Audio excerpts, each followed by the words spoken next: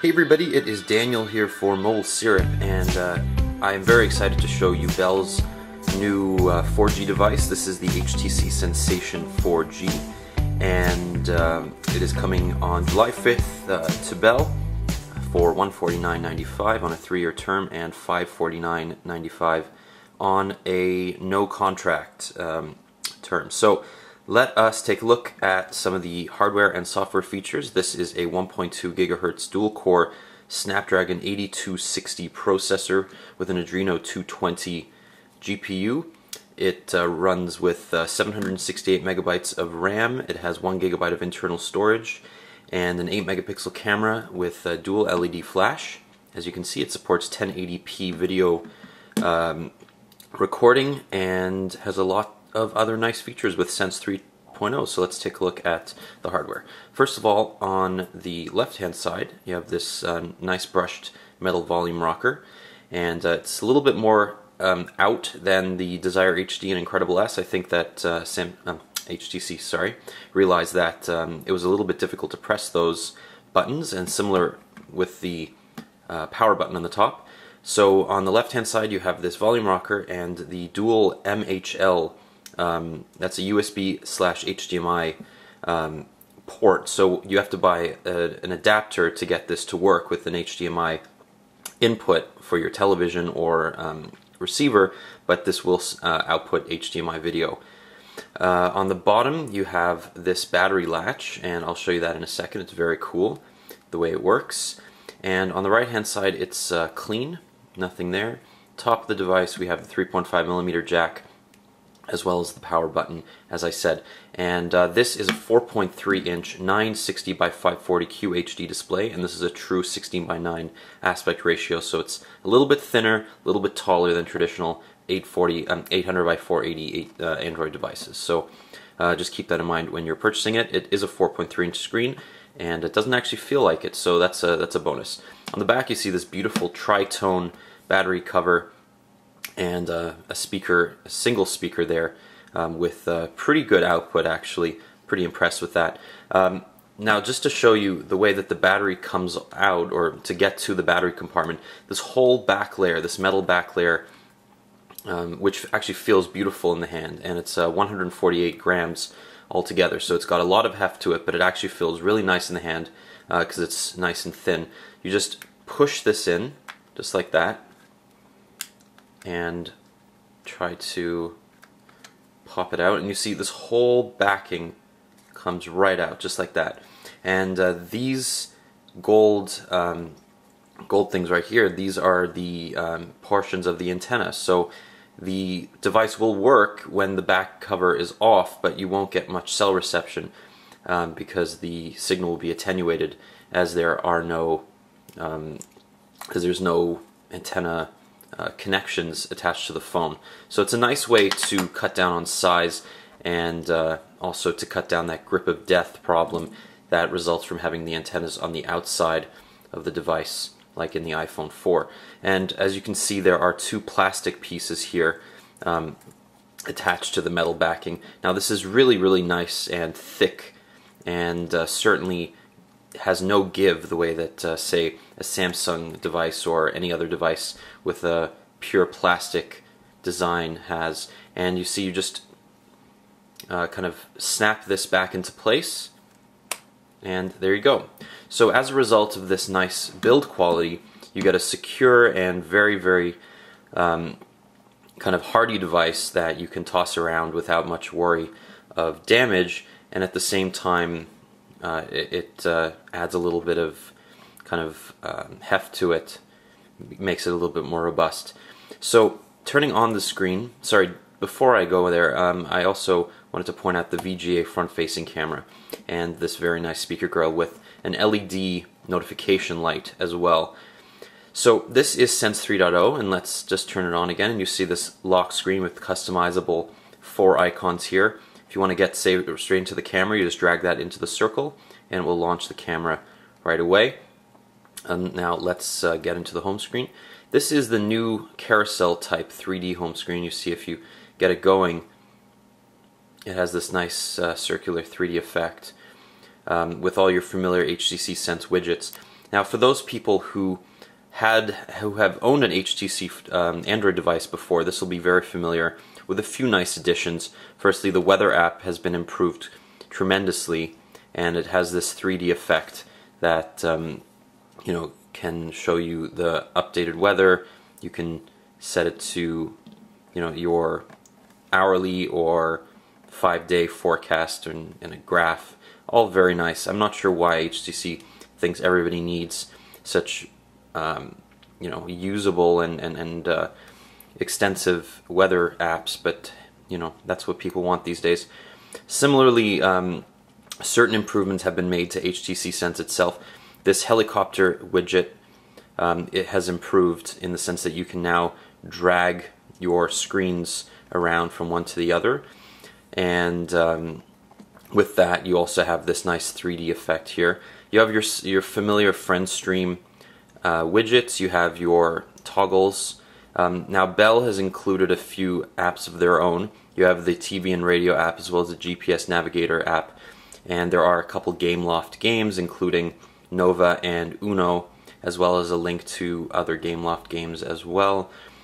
You have your traditional Google apps including Maps and Navigation. Facebook is preloaded, but you also have their Locations app in case you want to use it, which is preloaded with a bunch of data. So the 8GB card that's included only has about 2.5 gigabytes free, and that's because there's so much cache data for North America on here that you can use it without a data signal, which is nice, but it also would have been nice to give you a choice whether you wanted to include it there in the first place. Browser is a nice and functional browser. You have it's not hardware accelerated the way that the Samsung Galaxy S2 is, but it's still very speedy, and also the extra screen space with the 960 by 540 allows you to see a lot more data on the screen at once. So if you go to, say, NewYorkTimes.com, you notice that you have plenty of text here, and it's kind of zoomed out, which gives you a a nice viewing area. And if you go to the full page, this is over Bell's 3G or 4G network, and you see it loads quite quickly. Pinch to zoom is nice and smooth, and it also supports Flash with Flash 10.3, and that's inside the browser as well. So if you want, you can interact with the Flash applications here. Now I found that HD video up to 720p inside the browser runs very nicely. Anything higher than that will stutter a little bit, but certainly improved over single-core processors such as the Incredible S and Desire HD. Notable things about Sense 3.0 besides that, they've given kind of a nice little update to the keyboard. If you want to write a message to somebody, you'll notice the traditional HTC Sense keyboard here, but there's also the option to swipe through letters or words here. The nice man said hello. So unfortunately, it's a little bit limited. It's not quite as extensive as Sense. For example, if you swipe the period over to the space bar, it doesn't work the same way. Obviously, Swipe probably has those patents, so they can't emulate that feature, but you have to combine kind of swiping with clicking and then pressing the space bar manually. Now, it does work pretty well, but I prefer sticking to the peck and type kind of method here. I think that HTC's got the best custom keyboard of all the OEMs, and certainly has not messed with a good thing, which I appreciate. Other things including in the messaging app, you can now send group messages, which is appreciated as well. Certainly nice additions to Sense as well. You have the new HTC Watch app, which unfortunately doesn't have a lot of content yet in Canada. Now, you do have to sign up for an HTC Watch account, but unfortunately we only have very, very little choice right now, mostly just trailers. But hopefully they'll get some licenses going, and we'll be able to download and rent movies and shows in the future. Now there is obviously with Gingerbread 2.3.3, there's the Wi-Fi hotspot here, and HTC includes a couple other nice features, including a task manager, which should not be necessary since Android kind of has its own pretty good task killing features, but it's appreciated. There is the Google navigation included as well. Now you also have HTCSense.com, which will allow you to back up your photos and your other contacts, for example, to HTCSense.com, and you also have the option of finding your phone in case it gets lost, or remotely wiping it in case somebody steals it. There's a FM radio as well as a flashlight, which is appreciated, and there's a nice dock mode, which I have pointed out earlier in my previous videos. This is kind of like a bedside mode, which you can set to, you know, provide kind of a nighttime mode, or just, you know, if you're sitting at work and you want to prop up your phone, you want to have a nice quick access to your media, to your calendar, for example. So that's nice, and it gives you your calendar there as well. So unfortunately, it's not quite as stable. Oh, there we go. I just have to click the X. My stupid me. So that's that. Let's go to the camera application. Now there are nice features included here, including custom ISO and white balance. You also have your HTC scenes, so you can choose, you know, low light, beach, landscape, portrait, etc. I leave it to auto. Usually it usually detects exactly what you want pretty well. You also have your up to 8 megapixels here, but beware that by default it's set to widescreen, which actually just crops your images instead of you know, putting them at a lower resolution. So by default that is turned on. I would recommend to turning that off and then editing your photos from there, because then you get the full 8 megapixel resolution that way. You also have this software auto enhance, which I don't really like. It's kind of, it adds a little bit of noise to each photo, but it also tries to improve things like contrast and detail. So it's a trade-off that you might want to experiment with. You can also do face detection. Similarly with video, you have a few nice features here. This will shoot up to 1080p, but by default it goes to the QHD resolution to cut down on bitrate. This should record at 30 frames per second at 1080p, and I have found that video quality is quite good as well, and it records in 3GP file format. Now video playback on the device is quite good. If you want to see the camera, to give you a sense of the quality of the screen, included on the camera are some preloaded photos. You see color reproduction is excellent. It does wash out a little bit when you get to the kind of more remote angles, but it's quite good for a QHD screen. Certainly does not live up to the contrast levels of, say, a Super AMOLED Plus display of the Galaxy S2, but that's to be expected. For what you get, the higher resolution does afford you more information on the screen, and text as a result is much sharper. White and black levels are quite good, and brightness is around 400 nits, which is very high and certainly appreciated. So you know, you get some nice detail with these pictures. I'm not sure why there's no video here. Oh, there's go video. So you can take a look. There's a preloaded Gameloft Nova commercial.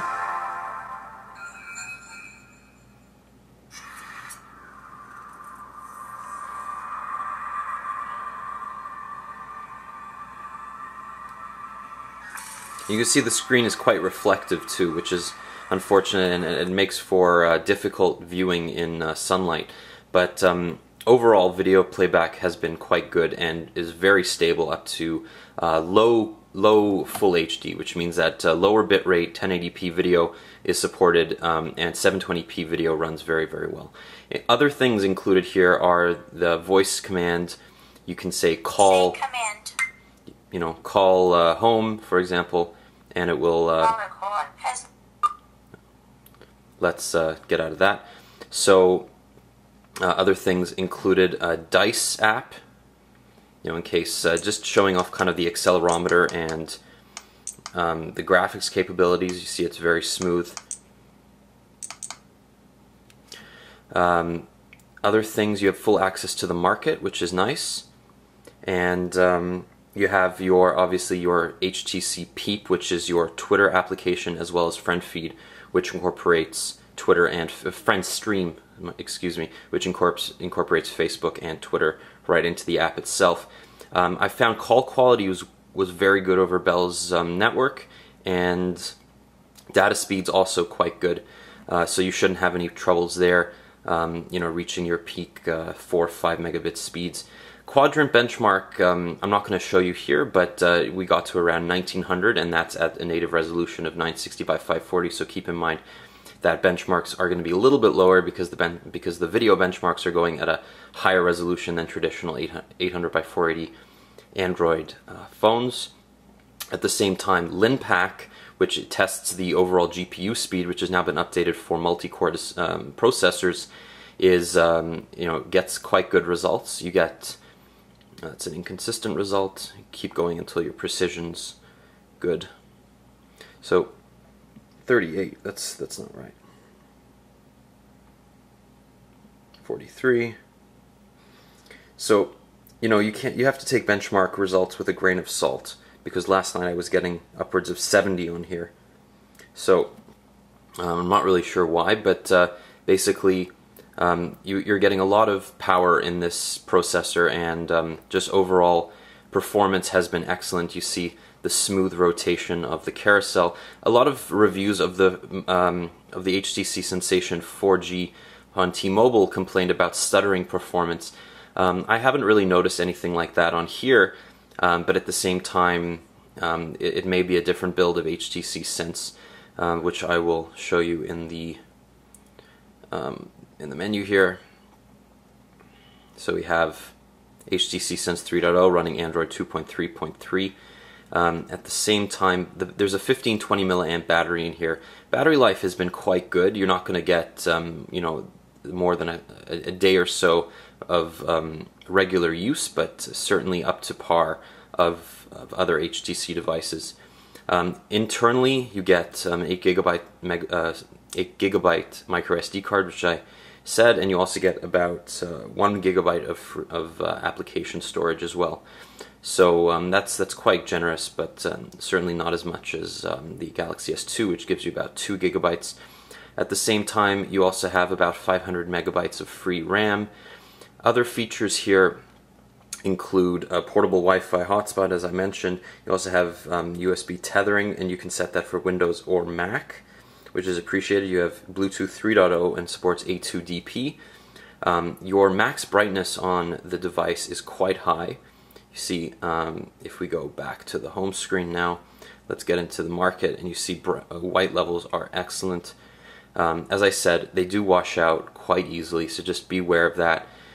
If you are looking for something with a little bit more contrast, I would recommend the Galaxy S2, but in terms of pixel density, you're getting a much higher 256 pixels per inch here, which is very nice. So that's just a quick look at the HTC Sensation 4G for Bell. Read my review for all other details, and please let me know anything you'd like to see in a future review in the comments. Thanks so much for watching, guys.